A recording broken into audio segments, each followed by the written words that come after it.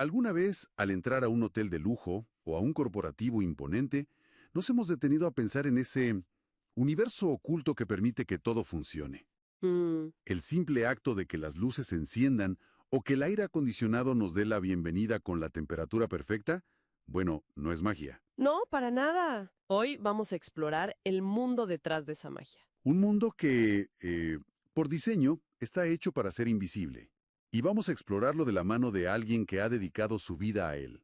Nuestra conversación de hoy se basa en un documento muy revelador.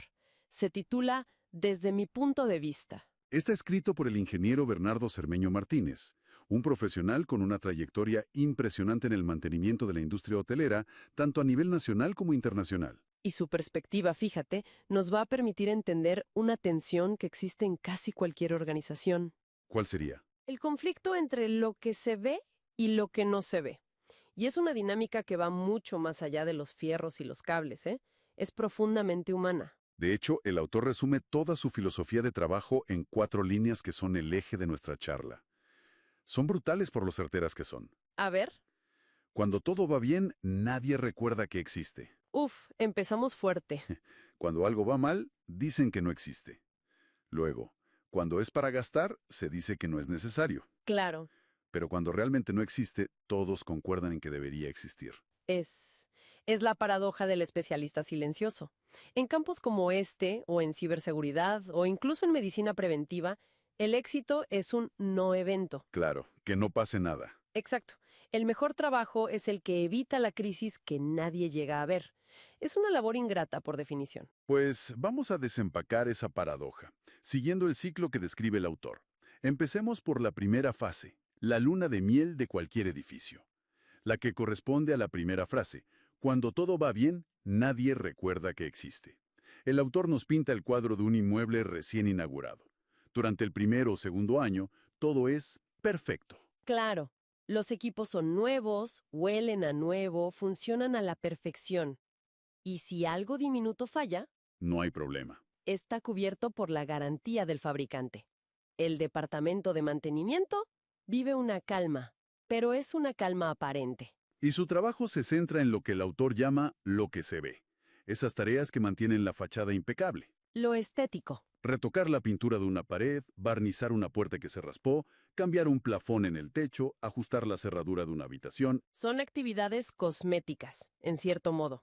Importantes, sin duda, para la experiencia del cliente, pero son solo la punta del iceberg. Y aquí es donde la historia se pone interesante. Desde la perspectiva de la dirección general, todo es perfecto.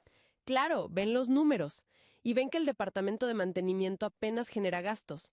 La conclusión parece obvia. ¿Qué departamento tan eficiente tenemos? Apenas nos cuesta dinero.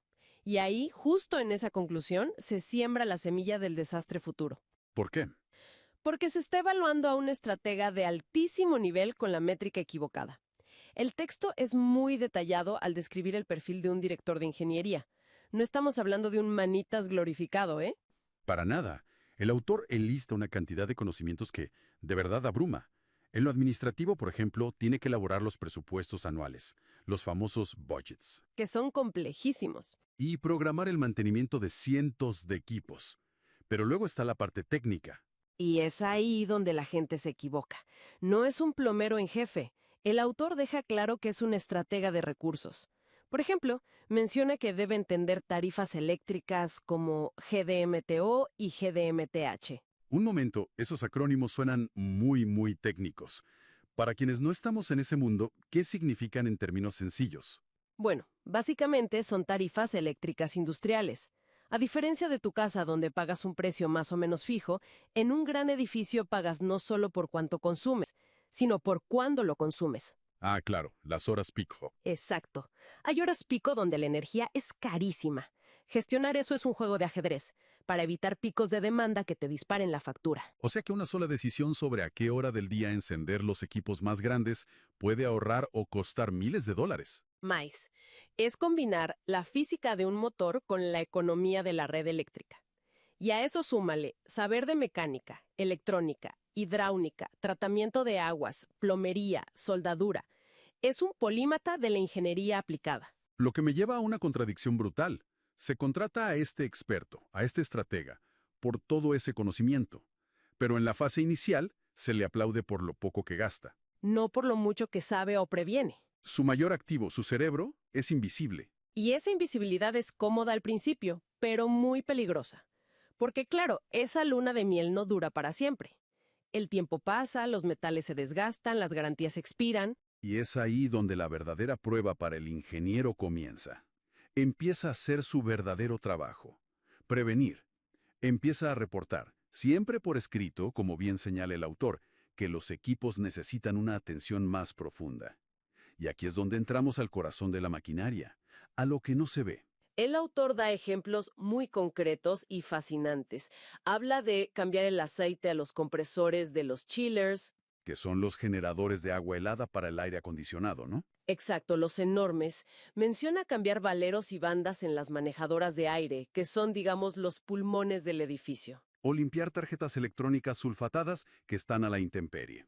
Son tareas que ningún huésped o empleado verá jamás. No mejoran la decoración del lobby. Para nada. Son el sistema circulatorio y nervioso del edificio. Y ante estas solicitudes de presupuesto para hacer estas tareas invisibles, ¿cuál es la reacción de la dirección? Predecible y, según el autor, descorazonadora. Frases como, creo que no es necesario el gasto por el momento. O mi favorita, el equipo todavía aguanta. Ese es terrible. Y el autor añade un detalle tremendo. A veces, estas decisiones las toman directores que ni siquiera han bajado a la sala de máquinas a ver el equipo del que están hablando. Pero detengámonos ahí. Si contratas a un profesional carísimo, un experto en su campo, ¿por qué ignoraría su consejo? ¿Es pura arrogancia? ¿O hay una presión financiera tan brutal que los obliga a tomar estas malas decisiones? Es una mezcla, pero el núcleo del problema es una desconexión fundamental. El director general y el director de mantenimiento hablan dos idiomas distintos. A ver, explícame eso. El ingeniero habla en el idioma de la prevención y la física. Él no ve un gasto, ve una inversión para evitar una falla catastrófica que costará 10 veces más en el futuro. Claro, sin mencionar el daño a la reputación si el hotel se queda sin aire acondicionado en verano. Exacto. Mientras que el director general, presionado por los resultados trimestrales, solo ve una línea de costo en su hoja de Excel. Toma una decisión financiera basada en la apariencia. Todo se ve bien, todo funciona, ¿para qué gastar? Es una brecha de confianza. Se ignora la experiencia del especialista. Lo que nos lleva directamente a la segunda frase del pensamiento del autor. Cuando algo va mal, dicen que no existe. Porque para el ingeniero, el problema, el riesgo, el desgaste, ya existe. Sus informes son la prueba. Pero al ser ignorados y archivados para la dirección, ese problema simplemente no tiene entidad. Es una negación activa del riesgo. El problema es que la física y la entropía no entienden de hojas de cálculo ni de negación. La bola de nieve, como dice el autor, sigue creciendo. Y creciendo. Para este punto ya han pasado más de 3 años. Y el ingeniero, pues, cumpliendo con su deber, insiste. De nuevo por escrito. La documentación es su único salvavidas, ¿no? Es la prueba de que él hizo su trabajo. Y en esta insistencia, el costo ya no es el mismo. Lo que antes era un mantenimiento preventivo económico, ahora es una reparación más seria. Y aquí es donde el autor conecta con la tercera frase. Cuando es para gastar, se dice que no es necesario.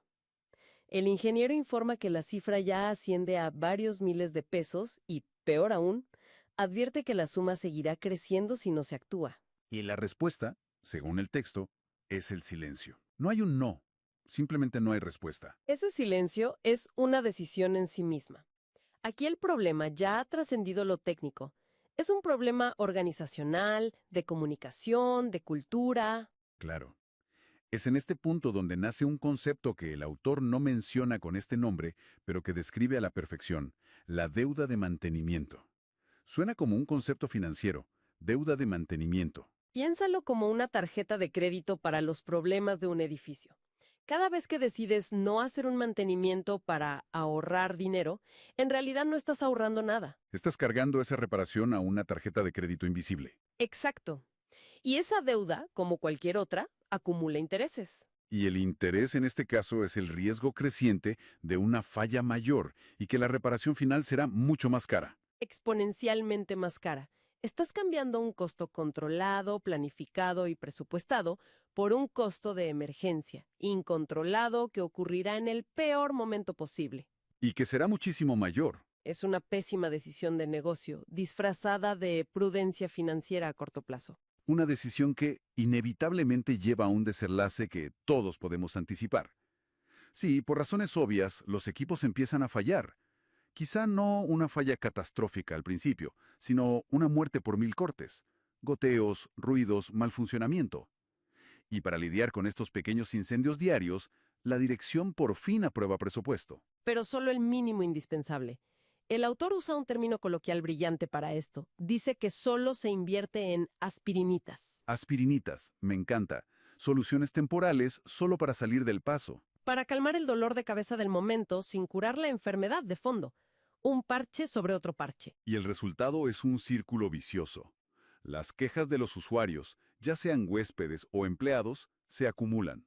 Y aquí viene el giro más cruel de esta historia.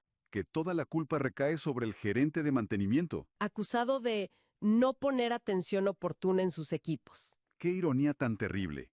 La persona que vio venir el desastre desde el primer día y que lo documentó hasta el cansancio es la que acaba pagando los platos rotos. Es un ciclo que debe ser increíblemente frustrante. Y como señala el autor, el conflicto, que era profesional y técnico, escala y se vuelve personal. La confianza se rompa por completo. Y todo esto nos lleva a la gran conclusión, la cuarta y última línea del pensamiento. Pero cuando realmente no existe el mantenimiento, todos concuerdan en que debería existir. Cuando el sistema colapsa de verdad, cuando el aire acondicionado muere en medio de una ola de calor o cuando un equipo esencial se detiene por completo. De repente, esa función invisible se vuelve dolorosamente visible para todos. Y es entonces cuando todo el mundo se da cuenta de su importancia vital. Es una validación tardía y amarga. Y el análisis del autor no se queda en la queja, va más allá y diagnostica el error de liderazgo. Señala que muchos directores no aceptan su parte en el error, A pesar de que los avisos estuvieron en sus escritorios durante años. esperando una firma que nunca llegó. Hay una frase en el texto que me parece que es el corazón de todo el argumento. Dice: la investidura que adquiere el puesto de director general no es sinónimo de sabiduría para conocer a fondo la ingeniería del mantenimiento. Es un llamado a la humildad intelectual. El puesto te da autoridad, pero no te concede conocimiento automático sobre campos que no dominas. Precisamente por eso contratas especialistas. Claro, no tiene ningún sentido contratar a alguien por su vasta experiencia para luego ignorar sistemáticamente esa misma experiencia porque no te gusta lo que te dice. El autor no solo critica, también propone una solución. Habla de que la relación no puede ser de adversarios. Sino de aliados, una alianza necesaria. ¿Cómo funcionaría esa alianza? El director general aporta la visión de negocio, los objetivos financieros. El director de mantenimiento aporta el conocimiento técnico, la planificación a largo plazo de los activos, la gestión de riesgos. Uno no puede funcionar sin el otro, como dice el texto. El liderazgo y la humildad siempre van de la mano. Cuando este binomio no se da, la empresa se va a pique poco a poco. Es así de claro. Entonces, si tuviéramos que destilar La gran lección de los escritos del ingeniero Cermeño sería la importancia crítica de ese trabajo invisible. Y la necesidad de valorar y sobre todo de confiar en la pericia de los especialistas, incluso cuando sus advertencias implican un gasto que preferiríamos evitar. Es como confiar en el diagnóstico del médico, aunque el tratamiento sea caro y la medicina sepa mal. A largo plazo es la única decisión inteligente y sostenible. Ignorar al experto es, en última instancia, sabotear tu propia operación. El autor cierra su texto con varias reflexiones, pero hay una que resume perfectamente su filosofía, forjada a través de la práctica. Dice: lo leí, lo olvidé, lo analicé y lo entendí, lo practiqué y lo aprendí. Es un viaje del conocimiento teórico a la sabiduría que solo dan los años de experiencia. Y esa sabiduría nos deja con una reflexión final que creo que va más allá de la ingeniería hotelera. Totalmente. Este análisis nos invita a mirar nuestro propio entorno. ¿En qué sentido? En nuestra vida profesional, en nuestros proyectos o incluso en la vida personal, ¿cuál es ese mantenimiento invisible que estamos posponiendo? Buena pregunta. ¿Qué consejo experto, qué advertencia de alguien que sabe más que nosotros podríamos estar ignorando simplemente porque en la superficie todo parece funcionar bien? Y la pregunta más importante que nos deja el texto es, ¿cuál será el verdadero costo cuando inevitablemente el sistema falle?